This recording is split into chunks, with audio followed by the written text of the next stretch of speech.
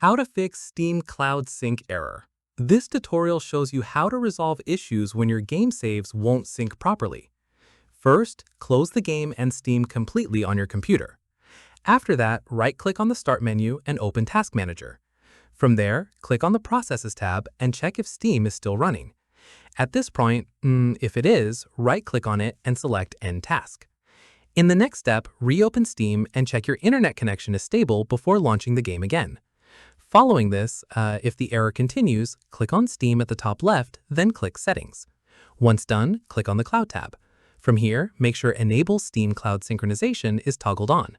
At this stage, if it's already on, toggle it off, then back on again to reset the sync connection. Keep in mind, having multiple devices try to sync the same save file at the same time is a common cause of this error, so make sure the game isn't running elsewhere. Finally, right-click on the specific game in your library, go to Properties, then the Updates tab, and confirm Steam Cloud is also enabled for that individual game. And that's it. If this guide helped you fix Steam Cloud Sync error, give it a like, subscribe for more Windows tutorials, and tap the bell icon for updates. See you in the next one.